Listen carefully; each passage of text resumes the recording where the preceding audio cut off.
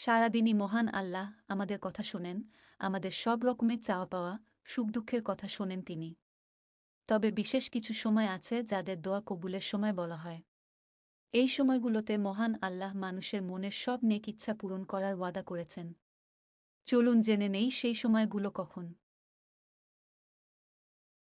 মহানবী হজরত মুহাম্মদ সাল্লাল্লাহু আলাইহি ওয়াসাল্লাম বলেন, প্রতি জুম্মাবার এমন একটা সময় আছে যে সময়ে আল্লাহ মানুষের মনের নেক ইচ্ছা কবুল করেন।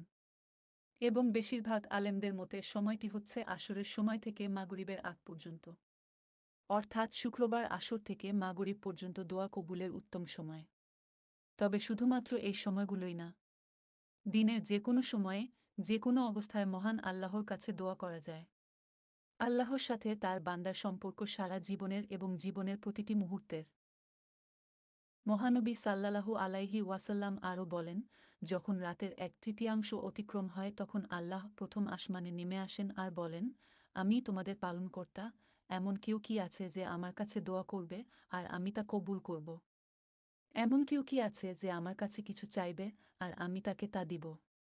এমন কেউ কি আছে যে আমার কাছে ক্ষমা চাইবে আর আমি তাকে ক্ষমা করে দিব?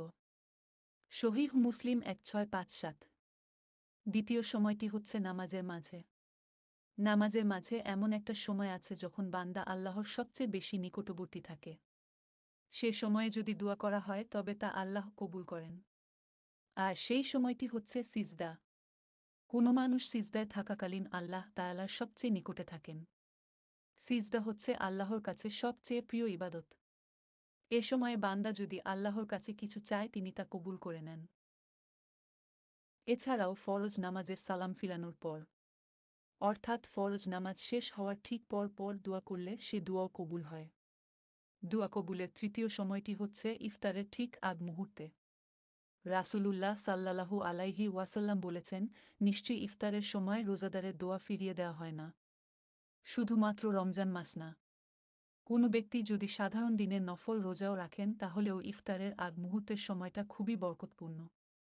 সে সময়ে দোয়া করলে আল্লাহ কবুল করবেন ইনশাআল্লাহ। চতুর্থ সময়টি হচ্ছে আজান ও ইকামাতের মাঝের সময়টা। রাসূলুল্লাহ সাল্লাল্লাহু আলাইহি ওয়াসাল্লাম বলেন, আজান ও ইকামাতের মাঝে কোনো দূর প্রত্যাখ্যাত হয় না, তাই তোমরা এ সময়ে দোয়ায় লিপ্ত হও। অর্থাৎ আজান দেওয়ার পর যত দ্রুত সম্ভব মসজিদে গিয়ে নামাজের ইকামাত শুরুর আগ পর্যন্ত দোয়া করলে সে দোয়া কবুল হওয়ার সম্ভাবনা অনেক বেশি।